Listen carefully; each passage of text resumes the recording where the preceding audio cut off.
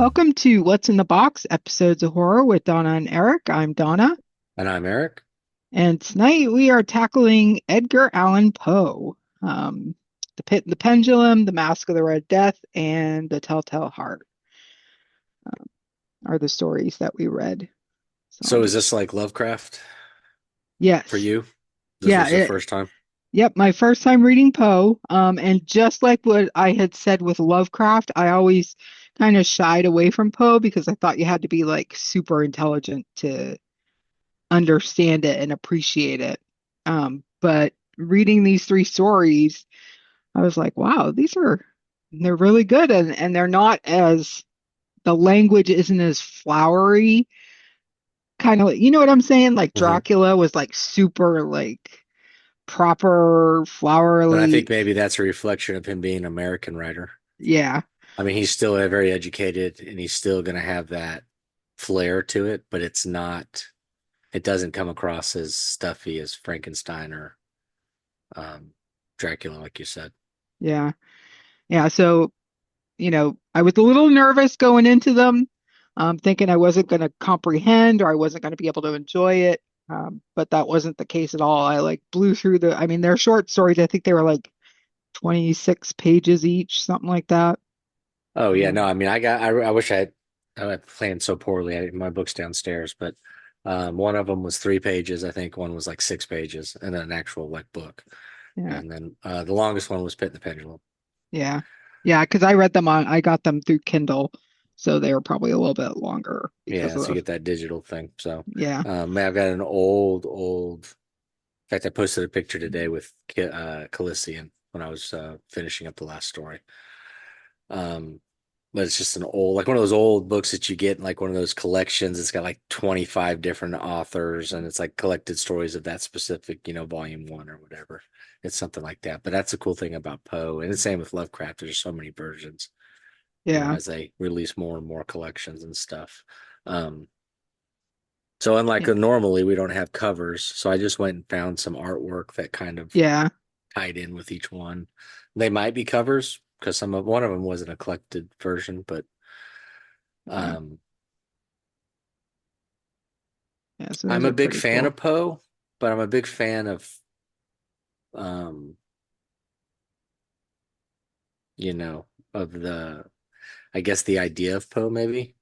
I just kind of Mm, like I dig his style and the way he is, but when if Poe is in something, I'm a huge fan of that. So like I love the movie with John Cusack, The Raven, where he plays Edgar Allan Poe, and it's okay. like a mystery, and it's based on somebody's going around doing crimes in vein or like mimicking crimes from Yeah, his books, which is funny because it's not the same as The Raven or Nevermore, which is a book in our first year, one of the books that I suggested for the not Stephen King book, which is based on Poe having to solve mysteries of people that are killing people. There's a killer using his yeah, books as an idea.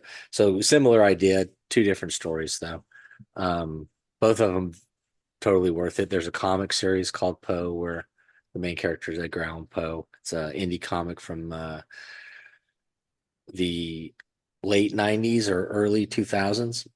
And I'm not sure how long it went, but I have a few of those that I always enjoyed when I came across of it. And I've Telltale Heart I read in maybe fourth grade. I remember reading that as something for a project, and then I also remember it being in like mandatory reading in seventh grade when I was in nice. school. So I have a special place for the Telltale Heart. That's one of my favorites. Yeah. So I was talking with Kim about, oh, we're reading Poe. We're going to do an episode on Poe. And she told me about the book, The Pale Blue Eye by Louis Yeah, they made that Bayard. movie on Netflix. Yeah. Um, it sounds really interesting. I guess Poe was in the army, Yeah, he and was at West Point. yeah. So this book takes place at West Point while Poe is there, about some murders. Um, I'll tell and you, I haven't read the book, so I can't give you a grade on that. The movie is got Christian Bale as the main character. Okay. And the kid that they got playing Poe is, if you know anything about Harry Potter on the movies, it is Harry Potter's cousin, Oh, okay. Okay. thinned out. Yeah. You know, I don't know the actor's name, but I know who I you're don't talking either, but about. he is amazing Is he? as I'll have Poe. to check that out. Yeah.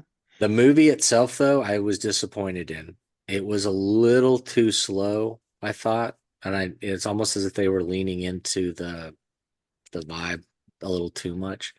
Yeah. But overall, the actors and their performances, Bale is Bale, of course, he was fantastic, and the kid as Poe was really good. But there was two or three other actors that have really good performances in it. But I felt like the movie was just a step too slow.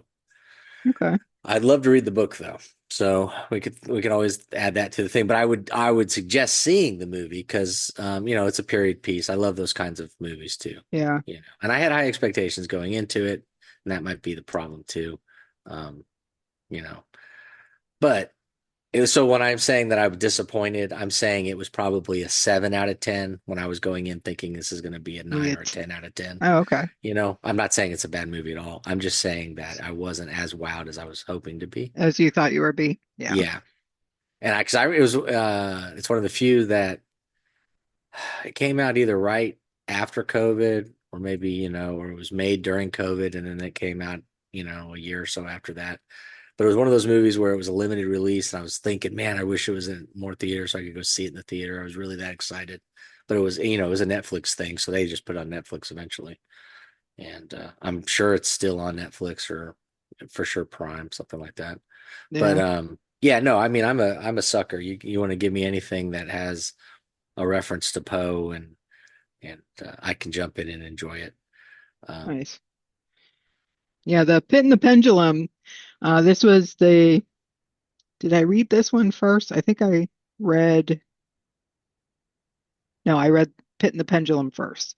Um, there are so many ways he could have taken that. And it like had me on a little bit of an edge because I'm like, okay, so is he going to get killed by the rats? Is he going to have to choose between jumping in the hole as opposed to, getting sliced by the pendulum? What's going on here? And then I guess after he gets himself free, the walls start closing in and are like hot, like super hot. That was a little confusing to me yeah, at the end. I got the idea that he is describing a breach, an assault. So as he's escaping from the whatever the thing he's tied to for the pendulum to cut him open, he gets free of that, and then the walls are coming, getting hot, glowing, coming in at him, knocking him into the hole, the pit. And then before he falls, a hand reaches down, grabs him, pulls him up, and then he announces the French are there, that they've The invaded, Inquisition, and the yeah. Inquisition is over. And he's kind of blurring the lines of history to get his story told. But it was an interesting way. So what I think at the end, what it is that he is just timed up perfectly with the assault by the French to take over the castle that they're holding the people that they're during the Inquisition. At Yeah. this time, though, the Inquisition wouldn't have been near as at the height. So we get the beginning of the story. It kind of feels like it's at the height of the Inquisition. But really, if we line up the times with the historically when the French did take over that section, and even though the Inquisition technically was still going on, it had not been at its, you know, strongest point or most fanatical, for centuries. Yeah. So, but let's see, he's not writing a historical novel. He's writing an adventure tale here, so he can kind of blur the lines of what's going on. And I don't think anybody really cared that he Right. was fudging a little bit of the facts because it's a tremendous story and it's an Yeah. incredible. It's one of the few that don't.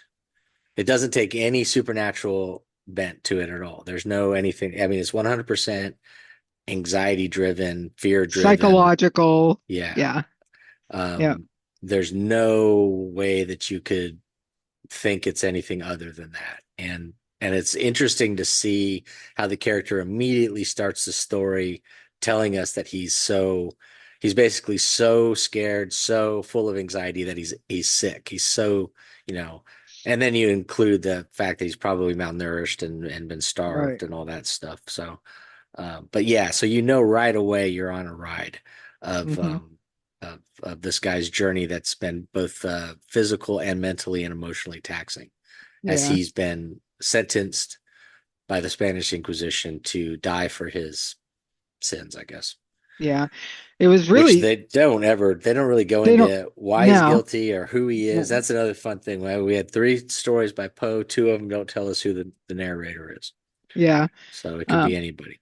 my one of my favorite parts of The Pit and the Pendulum was when he was describing him in the dark, because it starts off he's in complete darkness, and he's walking and trying to figure out the lay of the land, so to speak. Hmm. Like, and then the part where he falls and like his chin is on the ground, but the rest of his face is like in air, and that's when he discovers there's this pit in Yeah. the chamber. So I'm And like, without oh that accident, without him stumbling, he's just fallen down a hole. yeah, And that solves the problem for the Inquisition. right. They don't have to do anything if he does that. So I think yeah, it would no, have been more. I think it would have been more terrifying though if he would not have allowed him to see the pendulum, just yeah, hearing it swoosh, you know? Although then he couldn't have tried to get away, and right. he was very ingenious how he got away. He took the broth because they left food and water like within one arm's reach so he could still eat. And I guess that was partly to attract the rats. And he took like the broth, or he described it as grease or whatever, and like rubbed it on the stuff that was holding him down, tied him down so that the rats would eat through it. I'm like, oh, that was pretty clever. Way to think under pressure. Yeah, yeah. No, it's a well written, a well thought out plan. You can see the aspects used to terrorize the person Yeah. that they were executing. So you almost get the sadistic frenzy that the people of the Spanish Inquisition might have taken a little too much joy in their job, Oh, yeah. and that they were that they themselves were committing the atrocities, of course. And I think Poe is leaning into that in a way. I mean, Yeah. um, I don't think anybody would ever accuse Poe of being a religious man, but I don't think they would. I don't know if he was totally anti-religious. I mean, at the time, religion still would have played a pretty big part in society, but he Right. definitely, everything he does is holds a mirror up to it.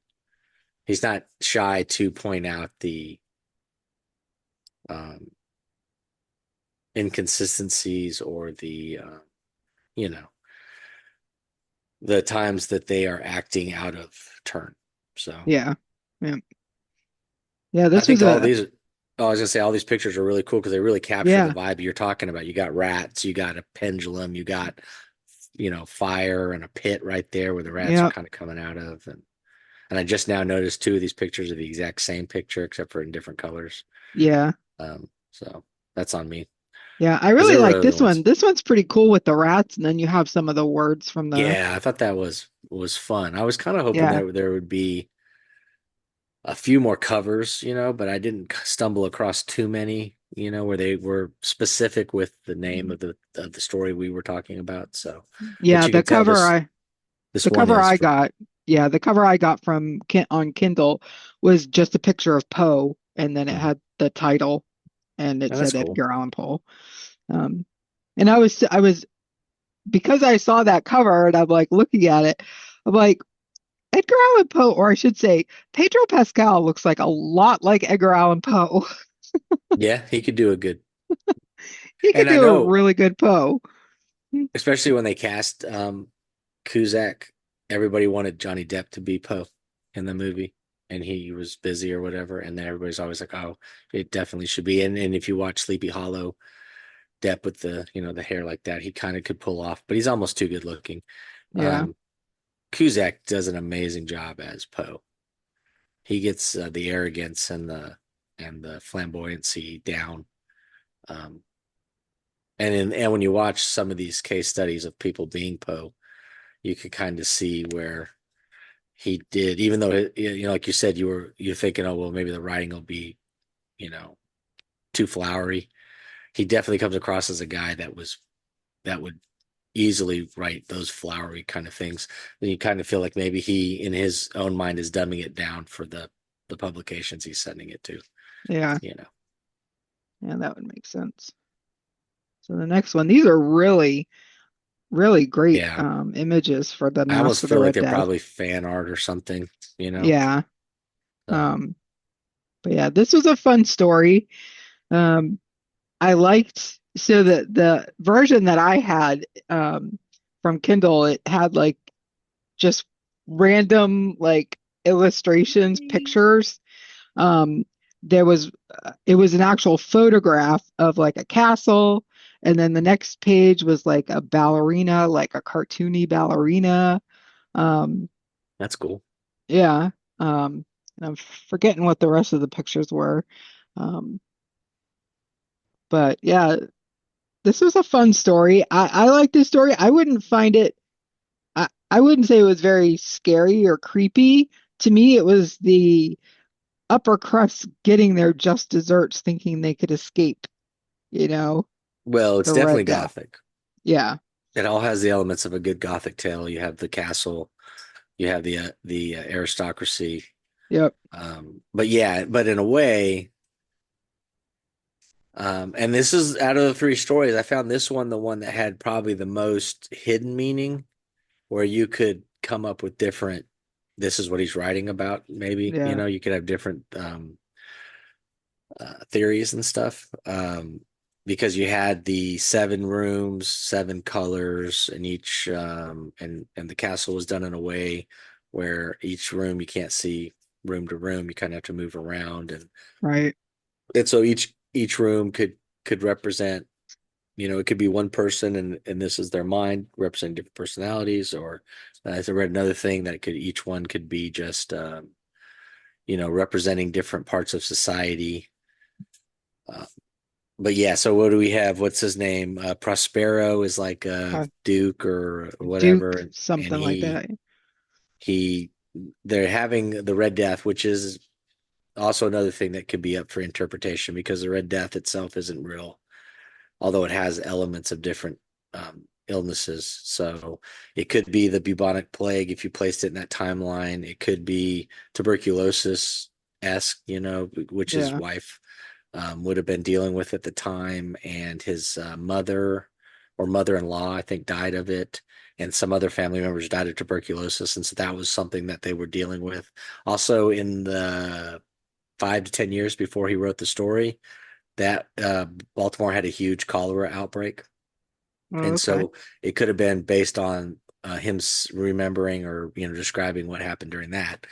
Um, but it could also have been. I read another thing where they're talking about how it could possibly be simply the Red Death was like time, or just oh, I can try. I wrote it down here. Let me see. Let's see if I have it. Oh, it could be like weakness, like Mm. original sin, kind of a thing like that, and that no matter what you do as a human, you can't outrace it, and eventually Yeah. it will get you. Or it could simply be, like you said, a bunch of rich people getting their comeuppance because they're trying to cheat death, and death comes for us all, and it doesn't matter if you're rich or poor or any of that stuff. Um, It doesn't matter if you invite it or not. Right. In fact, you can't, right? Yeah. Nobody would invite death into their life, but death is always there. Death always shows up. It Yep. always wins. And so even if you do your best to hide from it or to lock it out, you can't because it's time, it's death, Hmm. whatever. It marches on. So Yeah. out of the three stories, this one gives us name of the main character, um, even if he's not the narrator. And also gives us, I think, the most deep dive thing. But also, I read a thing saying that Poe was one to shy away from or disliked stories that had to have explanations. And so this simply could just be him writing a story about, you know, a rich guy throwing a party for 1,000 people in the middle of a plague, and then it just Yeah. ends the way it ends. Um, yeah, I would say it has elements of gothic nature. If it is reflecting anything that was pertinent to the time, then it probably would be scarier to us as readers Yeah. because we would say, "Oh yeah, I remember" or whatever. But yeah, for sure, it's got a really cool vibe to it. It reads really well. It's very it jumps off the page. I mean, it's very cinematic in a way when you're Hmm. reading it. It's Yep. and he does a very good job describing it. It's all out there for you to, it's got that cool top level where we can see everything, and if we want to dig deeper, maybe it's not there, but there are elements to it where we can kind of go deeper into it and see. Yeah, I Uh, love the description of the castle where he took you room, room by room, and um I just thought that was really great. And for such a short story to be able to describe, have that level of detail without being over detailed, mhm. if that makes sense. To build a full picture in your mind, especially in 2025, when, I've been in a castle in Germany, but it's been decades, and I'm sure it would be nothing like what he was describing. Um, but most people have never been to a castle, and if you read this, I think you really get it in your mind, like what a castle should be or could be. Yeah, and you also can you as you read it, you see the things that he did to make it unique or to because normally your castle isn't going to be quite as turny. Elaborate. Yeah. Yeah. You're going to have more straightaways to give easier just moving around and Heat circulation and all transfer that stuff. circulation. Yeah. And this one, it's got more twists and turns, which again goes back to if you were thinking that maybe this is a reflection of the mind or some sort of mental thing where that would make sense because there's these hidden passageways almost in different rooms, and each one could be as you unlock deeper into the castle, the darker it gets, and it could affect that person's psyche, as you almost a trip into madness, if you would. Um, and then each room's a different color and different decorations until you get to the last room where it's all black, and then the window looking into it is red, so that you Red. get that Yeah. dark blood red kind of vibe to it. And the room is so horrific that people don't want to go into the room. Because And it it's makes at you the all red, like blood red. Yeah. Yeah. And Which it's the at Red that Death. point, Yeah. yeah, so that would tie it into the thing and why everybody was scared of it. And that's when they noticed that there's a guy suddenly in the midst of all these people that's dressed in like a funeral garment, and he's got like a skeleton face or whatever. He kind of looks like death, and he's in the middle of the thing. And when he's confronted, of course, the guy dies, Prosperos or whatever. Yep. He ends up dying, and then when the people touch the robes, there's nobody in the robes. So, and I guess that's symbolic of it either being the plague coming in, or death coming in, or time coming in, or however you want to look at it. So, Yep. but I think that's kind of cool too. He leaves it up to the reader. It's open ended, but it's done well enough that you don't feel cheated, Right. and you don't feel like, oh, I just I don't know what's going on. And you don't So have to apply a deeper meaning to it yeah, to you really enjoy don't. it. It was a fun read anyways, and I just today was digging around and noticed on this story, unlike the other two, there was a little more of the academic, back and forth of what might this mean, which is always fun too, because I always enjoy that when you'll get a bunch of super smart people who read something and then they want to tell you what it's about. And then almost 99% of the time they're wrong. And that's always fun too. And I Yeah. kind of get the feeling that Poe might be the kind of writer that would do something where maybe he doesn't have a meaning, or whatever the meaning is, it's not what anybody typically would think, especially when you take our, you know, society of the last, say, 30 years and try and apply it to a story written in 1840. Right. Um, Also, I think I read that this was a thing where it might have been, I think at this time, Poe would have been considered successful. And so that he would have had a little bit more money. I don't think he had lost his wife yet, so he hadn't kind of gone down that that pathway yet. Um, and so he might be comfortable. This could be a reflection of him looking at, so seeing how he came from nothing to being something, and then maybe he's on the road to losing it. And so it could be some sort of reflection of that if you wanted to dig deep and pair it up with his life. But I Yep, think this is a fun enough story you can just read it and enjoy it for what it is. yep, exactly. And then the telltale heart. I really like this image here, the like Yeah, that does feel like it was drawn by like fan. yeah. Yeah, And but also like, Black Parade, emo band group, this feels like an emo yeah. very and I thought well, I really liked all four. I mean the one that says by Paul Millet on it, the stage This rights one. or whatever, that looks like it's just, photoshopped a couple different images and stuff, but it still is cool. And it's got And Raven, and yeah. everybody knows, Poe, Raven. But I do enjoy how the other two, the two at the bottom have included the eye Hmm. to go with the heart to kind of give us the main culprit, and then the one that is definitely a cover, the Telltale Heart and Other Tales or Other Stories. I liked that.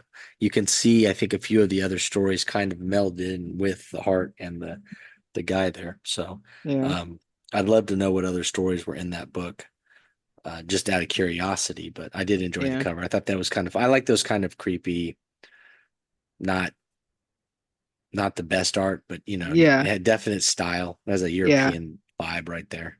yeah, But yeah, all of it. And this is like one of my favorite stories of all time. So this is what I think of when I think of Poe. yeah. He it was definitely like, you know, calm, cool, collected. He's planning this murder, and then the police show up, and he's like, "Come on in, have a seat." And then all of a sudden, he's like, "I did You can definitely see. Well, it's funny because instead of telling us of his innocence in the whole story, the whole time he's just telling us that he's sane. And Yeah, that's what he's stressed about, is that you think he might be crazy, and he wants you to know he's not crazy, and that there's a logical reason why he kills this man and buries him in under the floorboards, and it's not because he has any grasp of like he's losing grasp of his sanity, which obviously he's insane as I'll get out, and so yeah." um, I have He was. never thought of it as a female narrator on this story. I've always thought of it as a man, but I Mhm. read something today that said that there are some people that think it might be a woman. Although I do feel like I don't know, it doesn't feel like a female crime. No, And no, so I don't know why. I almost wonder if it's just one of those where they're trying to shoehorn it in to be inclusive, but I don't think it's a female. And Poe is not shy about having females in his stories. So I right. don't think it's not that kind of a thing. But yeah, no, I think it's a younger guy who, for some reason, has fixated on this old man's eye, and the eye's creepy, and he's using the eye as the excuse. And it may be because he's crazy, or it could be, even though he tells us, I didn't do this for money, I didn't do this for any, he loves the old man, he tells us, but the eye drives him to do it. And Yeah, I guess it's like an old, milky, blind eye kind of thing.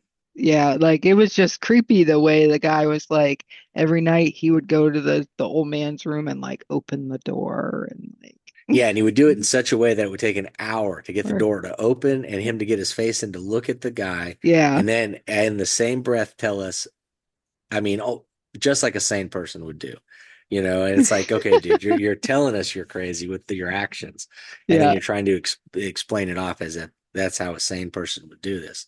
And then every night, of course, he shines the light on his face, but the eye isn't there because the guy's asleep. So then he doesn't do anything. And then the next day he just shows up like no big deal. And then it's what, a week into it, he makes a tiny noise on the lantern and the guy wakes up, Yep. and then he sees the eye when the light falls onto it. And then he goes in and kills the guy. So Yeah. um it's so well done. and you can feel the craziness out of the narrator, but you get the vibe of trying to open a door for an hour and be so super quiet, and you can almost feel the air leaving your body when you read when he makes accidentally makes the noise to wake the guy Hmm. up. And then when he explains how the guy for like what an hour is sitting upright quietly listening to the darkness, we've all done that where we thought we heard something and Yep. we're like straining to hear, and then you're trying to play it off in your head like it's something else, but maybe it could be, maybe it's some dude at your door waiting for you to open your eye kind of thing. And this is why it's Yeah. good to have the dogs. I never worry about that because if there's a Yeah. noise, they'll go off, and then I know there's something there. I don't have to wait Right. for an hour to see if somebody opens a lantern or whatever. So, Yeah. And but yeah, no, the it's cool. well written, well done, good Yeah. storytelling. It's like it goes from 0 to 100. Yeah, I Like, think his biggest thing though yeah. was because a neighbor reported the scream. Because of course, when he sees the eye, he springs forward, and the guy screams, and then he kills the guy, and then he buries him. The cops come the next day to investigate, and like you said, that he just invites him in. But if he would have invited him in and let him walk through the place and leave, he's fine. But then he's Chairs in the old man's room. yeah, he's like he's almost brazen about it, like he's Yeah. rubbing their faces in the fact that he murdered this guy. And then the heart begins to beat under the floorboards, which of Yeah. course, I mean, we have to take it to be that his heart is beating so heavy now Yeah. because his body is reacting like a normal person would when you're trying to conceal a bad deed. And his mind is so off into where he's trying to be this gracious host. And I think he's mistaking his own heartbeat for the heartbeat of the under the floor. Yeah. Because when you're like, you're anxious, you can hear your own heart beating in your ears, and like you get your adrenaline pumping. And I don't know what else would get your adrenaline pumping than having a dead body underneath your feet and two cops in the room with you, you And then know? I think it's really cool how he's describing the cops just talking about their day, like they're just having a pleasant conversation with him. And in the background, it's almost like Gollum in the Lord of the Rings movies, where in the background you can hear one personality screaming, "How can they not hear the heart? How do they not know that I killed this person? How do they not?" And then the other Yeah. guy, the personality, is just talking to the cops, like, "Oh, how was your day? Have you guys, would you have any plans? How was Yeah. Christmas? All that kind of stuff." And it's funny how you wrote it. And then you also have that underlining assurance from the narrator that, of course, that he's completely sane and that none of this is out of the ordinary, which, of Yeah. course, all of it's out of the ordinary. So Yeah. it's a tremendous example of an unreliable narrator. Yeah. It's just done so well. Yeah. Tell And us you're crazy without telling us you're crazy. And it's one of those stories that I feel like any age you can, it's not so horrific. You can't read it at a very young age, and I think it still hits at an older age. So it's probably why it's probably my favorite. I mean, it's why it's my favorite Poe, even though he's got some really good stuff. It's Yeah. such a quick read, and just it kind of has everything you need. Yeah. I read this one last. So it was a good way to bookend it because I started with Pit and the Pendulum, which I really liked. I liked The Mask of the Red Death. I really did. But Pit and the Pendulum and Telltale Heart were hands down the better of the three, Yeah, and I I mean, we think. haven't even dove into some of his better mysteries and adventure stories. The Gold Bug or um, uh, Murder of the Rue Morgue. Probably, I think I butchered the title there, but those are all classic Poe stories. I mean, we could continue to read Poe. We can get his poetry, and I mean, he's just everything about him was so great. I mean, especially when you lean into our um, genre of choice here, horror and stuff. I mean, he just the way he does everything. He's the kind of guy that finds horror in everything. Because I mean, Hmm. some of his poetries are love letters in a way, and his stories, even when he's trying to tell us a story that's not quite horrific, they all seem to have a perfect twist to make it that way. I think everything he writes has got that gothic vibe to it, and Yeah. really sets him apart, I think, from a lot of his contemporaries. Yeah. Yeah, I really enjoyed this. And I didn't know, but I found out he was born in Boston. I didn't know Poe was born in Boston. I always um associate Poe with Baltimore. Yeah. And I think that's because that's isn't that where he lived most of his life Yeah. after he left Yeah. West Point. And but yeah, no, I mean they for sure they've embraced him and made him their unofficial guy. So Yeah.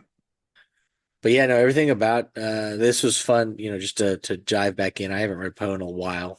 So it was really fun also to read this so close to Lovecraft Yeah. because you kind of get, these are two celebrated American horror authors that I think paved the way for many of the things that we've seen or read, 50s on. So Right.